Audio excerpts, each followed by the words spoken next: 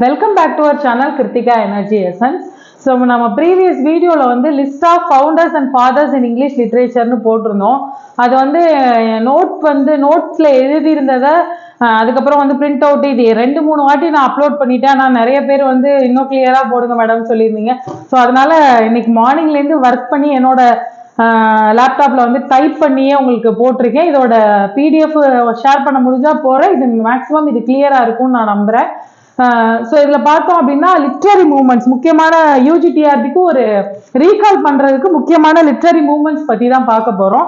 So பாத்தீங்கன்னா first Cavalier போயட்ஸ்ன்னு சொல்றாங்க. 17th செஞ்சுரியில English ராயலிஸ்ட் poet. அவங்க வந்து லவ் அதை பத்தி எழுதுறவங்க பேரு சன்ஸ் ஆஃப் பென்னு சொல்லுவாங்க. ஏன்னா பென் ஜான்சனுக்கு அடுத்து எழுதுறாங்க. இதோட ஆத்தர்ஸ் நேம் முக்கியமானது பாத்தீங்கன்னா Robert Herrick, Richard Lovelace, Thomas Carew, John Suckling இவங்க எல்லாம். அடுத்து பாத்தீங்கன்னா மெட்டாபிசிக்கல் போயட்ல பாத்தீங்கன்னா 17th century English movement. 17th செஞ்சுரியோட இங்கிலீஷ் மூவ்மெண்ட் வந்து எக்ஸ்டெண்டட் கான்சைட் அபவுட் ரிலிஜியன் அப்படின்னு சொல்றாங்க. ஸோ அடுத்து பாத்தீங்கன்னா John Donne, George Herbert, Andrew Marvell and Henry Vaughan இவங்க எல்லாம் வரும். அடுத்து பாத்தீங்கன்னா அகஸ்டன்ஸ் சொல்லலாம்.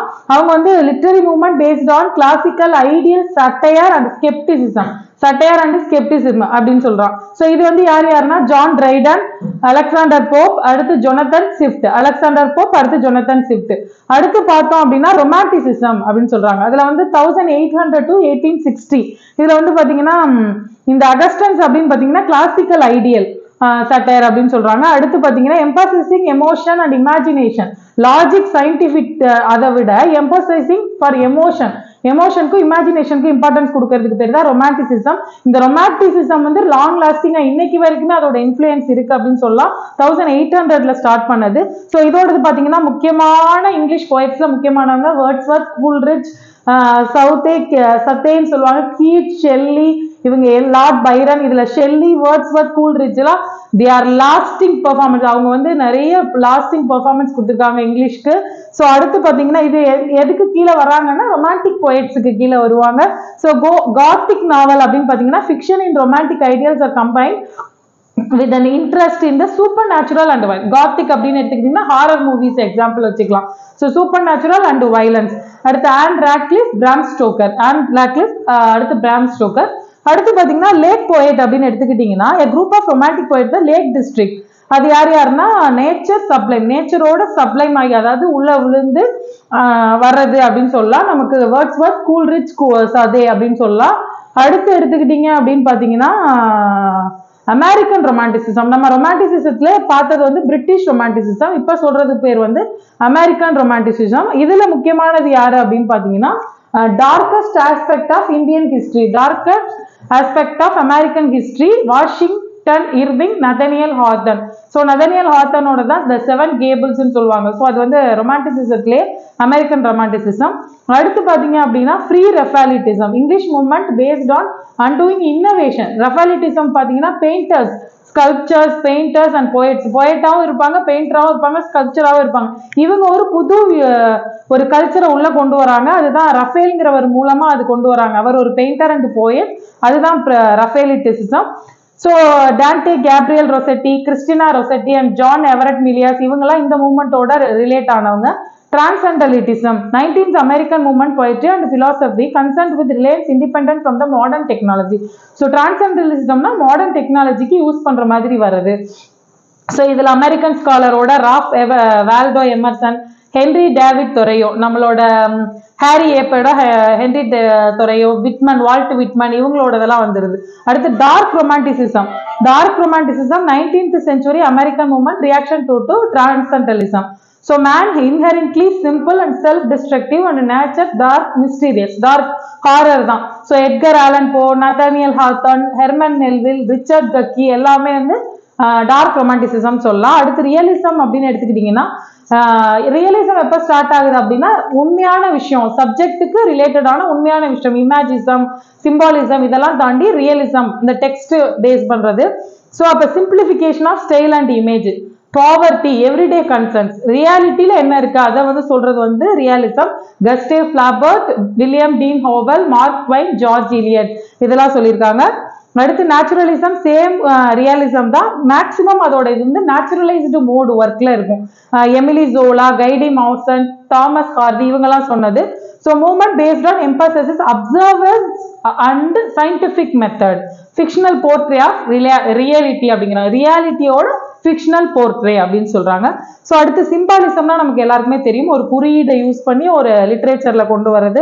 த structure of thought then poetic form, தாட்டோட ஸ்ட்ரக்சர் இது எந்த பொயட்டிக் ஃபார்ம்ல இருக்கு, இமேஜ் இன்ஃப்ளூயன்ஸ்ல இருக்கு, இதை விட நம்மளோட ஸ்ட்ரக்சர் ஆஃப் தாட்டை சொல்றதுக்கு பேரு Edgar Allan Poe and James Merrill, Stephane Mallarme, Arthur Rimbaud, Paul Valery இவங்கெல்லாம் அதோட முக்கியமான பொயட்னு சொல்லலாம்.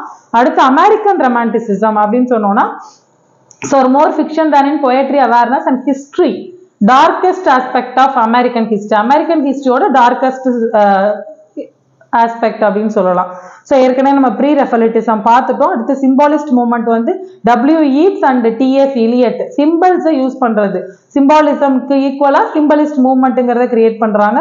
அடுத்து ஸ்ட்ரீம் ஆஃப் கான்சியஸ்னஸ் அப்படின்னா ஒரு தாட்டுக்குள்ள இன்னொரு தாட்டை கொண்டு வந்து புதுசா சொல்றது. ஆத்தோரியல் பிரசன்ஸ், அவர் சொல்றதான் கரெக்டுங்கிற ஆத்தோரியல் பிரசன்ஸ் இருக்கும். So Virginia Woolf and James Joyce. அடுத்து மாடர்னிசம் அப்படின்னு நீங்க எடுத்துக்கிட்டீங்கன்னா primitivism and formal innovation reaction to science and technology.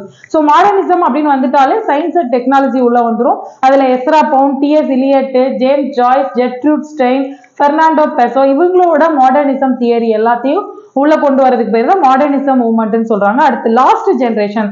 Last ஜென்ரேஷனா ஒரு சில போயட்டோட மூவ்மெண்ட் வந்து பெருசா எடுபடல, ஒரு சர்டைன் பீரியட், கிரேட் டிப்ரெஷன். என்னன்னா வேர்ல்டு வார் ஃபர்ஸ்ட் வந்து முடிஞ்சதுக்கு அப்புறம் ஒரு கிரேட் டிப்ரெஷன் ஸ்டார்ட் ஆகுது. என்ன போயம், என்ன எழுத போறோம், என்ன நடக்க போகுது அப்படிங்கிற ஒரு கிரேட் டிப்ரெஷன். அதுல வர்ற போயட்டை தான் நம்ம என்ன சொல்றோம், த லாஸ்ட் ஜென்ரேஷன் அப்படின்னு சொல்றோம். Scott Fitzgerald, Ernest Hemingway, Ezra Pound and Walter Pierce. அடுத்து இமேஜஸ். ஒரு இமேஜ்ல அவங்களோட டெக்ஸ்ட்டை ஃபுல்லா ஏத்தி, அதாவது ஒரு குறியீடுன்னு படிச்ச மாதிரி இப்ப அந்த ஒரு இமேஜை வச்சு, ஸோ இமேஜினரியா இருக்கும், அப்படியே நம்ம படிக்கும் போதே அதை இமேஜின் வரும். அதுதான் வந்து இமேஜிசிசம். ஸோ எஸ்ரா பவுண்ட் இமேஜிசிசம்க்கு ரொம்ப ரொம்ப நிறைய இன்ஃப்ளூயன்ஸ் பண்ணியிருக்கான்னு சொல்லலாம். அடுத்து ஹெச்எம்டி, ரிச்சர்ட் ஆடிங்டன். அடுத்து போஸ்ட் காலனிசம், காலனியல் கண்ட்ரி, நம்மளோட நிறைய காலனிசம் யூரோப்பியன் கண்ட்ரீஸ்ல காலனிசத்துக்கு அப்புறம் வந்த சேஞ்ச் ஓவர்ல நம்ம போஸ்ட் காலனிசம் சொல்லலாம். Jamaica கின்கியாட், vs Naipaul, Derek Walcott, அடுத்து பாத்தீங்கன்னா சல்மான் ரஷ்டி, ஓல்ஸ் சொய்னா, சினுகா அச்சேபி, அதெல்லாம் ஒவ்வொரு நைஜீரியன் கண்ட்ரீஸ்ல எடுத்துக்கிட்டீங்கன்னா ஓல்ஸ் சல்மான் ரஷ்டி வந்துட்டு நம்ம இந்தியன் பேஸ் ஏசியன் கண்ட்ரில இருந்து வராங்க. ஜமைக்கா கின்கியாட் நைஜீரியன் போயிட்டு தான். ஸோ இவங்க வந்து போஸ்ட் காலனிசம் அப்படின்னு எடுத்துக்கிட்டீங்கன்னா அமெரிக்கான்னு மட்டும் இல்ல, ஒரு யூரோப்பியன் கண்ட்ரிஸோட காலனிசமால பாதிக்கப்பட்டவங்க வர்றது போஸ்ட் காலனிசம். அடுத்து ப்ளூம்ஸ்பெரி குரூப்ங்கிறது, ப்ளூம்ஸ்பெரி அப்படிங்கிற ஏரியால இருந்து எழுதின போயட்ஸை வந்து ப்ளூம்ஸ்பெரி குரூப் அப்படின்னு சொல்லுவாங்க, லேக் போயட் மாதிரி. ஸோ சென்ட்ரல் ஏரியா லண்டன்ல இருக்கிற ப்ளூம்ஸ்பெரி அப்படிங்கிறதுல இருந்து வுல்ஃப், விர்ஜினா வுல்ஃப், அதுக்கப்புறம் பாத்தீங்கன்னா லியோனார்ட் வுல்ஃப், இவங்க 3 பேரும் அந்த ப்ளூம்ஸ்பெரி குரூப்போட ஃபவுண்டர்னு சொல்லலாம். அதோட சேர்ந்து வர்றது E M Forster, Lytton Strachey, Giles Lytton, Clive Bell, Maynard Keynes, அடுத்து ரோஜர் ஃப்ரை இவங்கெல்லாம் சொல்லலாம். அடுத்து எக்ஸ்டென்சியலைசேஷன்னா காடுன்றவங்க இல்ல, century philosophy, analysis of existence, இல்லாத ஒன்றை பத்தி பேசுறது, இருக்கிறத மட்டும் யூஸ் பண்ணி பேசுறது அப்படின்னு சொல்றாங்க. Albert Camus, Samuel Beckett, the waiting for the கோடாட்லாம் வந்து எக்ஸ்டென்சியலிசத்துக்கு சூப்பரான ஒரு எக்ஸாம்பிள் சொல்லலாம். அடுத்து பாத்தீங்கன்னா ஃபயர் சைட் போயட், இதை வந்து அடுத்து ஸ்கூல் ரூம் சொல்லுவாங்க. சில பேர் வந்து ஹவுஸ் ஹோல்டு போயட்ஸ்ன்னு சொல்லுவாங்க, ஏன்னா அவங்க ரொம்ப Henry Wadsworth Longfellow, Russell Lowell, Oliver Wendell ஹோம்ஸ்லாம் ஒரு பாயிண்ட்ல இருந்து எழுதுறாங்க.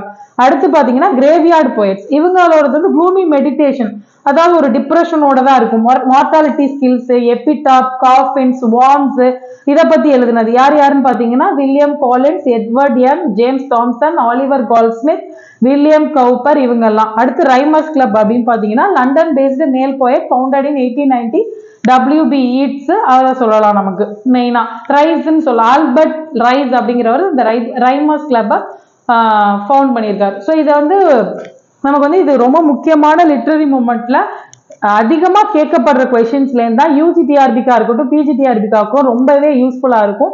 ஸோ இந்த வீடியோ வந்து நான் உங்களுக்கு அப்படியே வந்து ஸ்கிரீன்ல வரும்போதே தான் இது சொல்ற மாதிரி ரெடி பண்ணியிருக்கோம். வேணுங்கிறவங்களுக்கு இதை பின் பண்ண முடிஞ்சா நான் பின் பண்றேன் டிஸ்கிரிப்ஷன்ல. ஸோ இந்த வீடியோ பிடிச்சிருந்தா லைக் பண்ணுங்க, ஷேர் பண்ணுங்க, சப்ஸ்கிரைப் பண்ணுங்க, and share my channel to your friends, those who are getting ready for the UG TRB and PG TRB. Thank you friends.